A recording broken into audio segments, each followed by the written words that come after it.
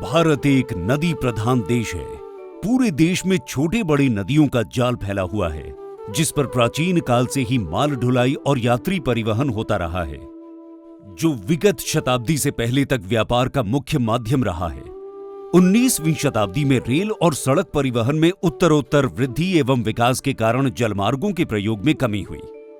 माननीय प्रधानमंत्री श्री नरेंद्र मोदी जी ने देश में जलमार्ग परिवहन की आवश्यकता और उपयोगिता को पहचाना और सन 2016 में पूरे देश में पर्यावरण अनुकूल एवं कम खर्चीली नौवहन प्रणाली को पुनर्जीवित करने का निर्णय लिया तथा देश में 111 जलमार्गों को विकसित कर नौगम्य बनाने के लिए राष्ट्रीय जलमार्ग का दर्जा दिया।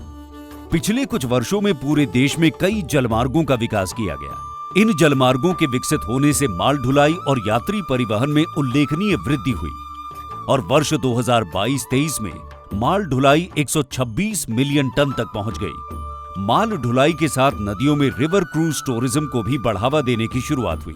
इसी कड़ी में विगत 13 जनवरी को माननीय प्रधानमंत्री ने पवित्र शहर वाराणसी से लग्जरी क्रूज MV गंगा विलास को 3200 किलोमीटर की यात्रा पर डिब्रूगढ़ के लिए रवाना किया। भारत के नेशनल वाटरवे पे जो काम किया गया है उसके कारण क्रूज़ टूरिज़्म को बहुत बढ़ावा मिला है। आगे ये आकलन है कि लगभग 35,000 करोड़ रुपया इसमें इन्वेस्टमेंट आएगा और लगभग 5 लाख लोग इसमें हर वर्ष इसका उपयोग करेंगे क्रूज़ टूरिज़्म का। इसके अलावा हज़ारों की संख्या में दूसरे क्रूज़ भी आ रहे हैं और इससे बहुत लोगों को रोजगार मिल रहा है और आमदनी मिल रही है। 36 विदेशी सैलानियों को लेकर ये लग्जरी क्रूज वेसल 50 दिनों तक गंगा नदी पर विकसित राष्ट्रीय जलमार्ग 1, ब्रह्मपुत्र नदी पर बने राष्ट्रीय जलमार्ग 2 एवं इंडो बांग्लादेश प्रोटोकॉल रूट से चलकर वाराणसी से असम के डिब्रूगढ़ शहर पहुंचा। इस अविस्मरणीय यात्रा में विदेशी पर्यटकों को उत्तर प्रदेश, बिहार, झारखंड, पश्चिम बंगाल, असम एवं बांग्लादेश के ऐतिहासिक धरोहर, जीवन शैली, खान पान एवं समरसता को देखने और उसका आनंद उठाने का अवसर मिला। इस ऐतिहासिक यात्रा ने जलमार्गों में स्थित पर्यटन स्थलों को विश्व के टूरिज्म मैप पर लोकप्रिय बनाया। सदियों से देश में रिवर क्रूज टूरिज्म की परंपरा रही है, लेकिन वो उच्च आय वर्ग विशेष एवं राजघराने तक ही सीमित रहा है। विगत कुछ वर्षों में राष्ट्रीय जलमार्गों का समुचित विकास किया गया। इन पर मल्टी मोडल टर्मिनल तथा नए नेविगेशन लॉक गेट का निर्माण किया गया।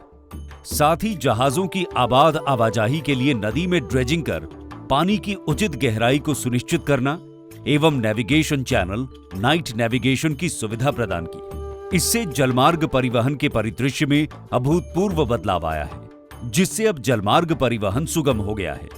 इसी कारण रिवर क्रूज टूरिज्म की पहुंच आम लोगों तक होने लगी है।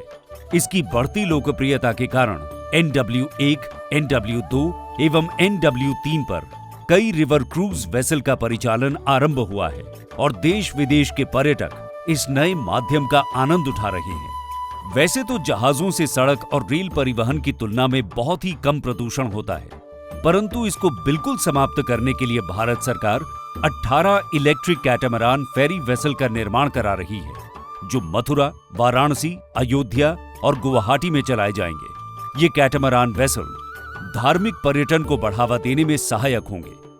वर्तमान में देश में रिवर क्रूज परिचालन के लिए नौगम्य जलमार्गों की संख्या 9 है, जो 2047 तक 34 हो जाएगी तथा नौगम्य जलमार्गों की लंबाई आज के 2096 किलोमीटर से बढ़कर 2047 में 5265 किलोमीटर करने के लिए परियोजनाओं को अंतिम रूप दिया जा रहा है।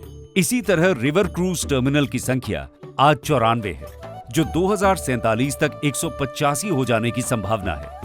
देश में क्रूज टूरिज्म ट्रैफिक यानी क्रूज में रात बिताने वालों की संख्या आज 5000 है, जो 2047 में 1,20,000 हो जाएगी। देश में रिवर क्रूज टूरिज्म की बढ़ती लोकप्रियता से स्थानीय निवासियों के साथ ही साथ कौशल आधारित दक्ष लोगों यानी स्किल्ड प्रोफेशनल्स को रोजगार के नए अवसर मिल रहे हैं, जो देश की बढ़ती अर्थव्यवस्था में अपनी भागीदारी सुनिश्चित करने में सफल हो रहे हैं तथा 2047 तक रिवर क्रूज टूरिज्म को एक नई ऊंचाई पर ले जाने की दिशा में अग्रसर हैं।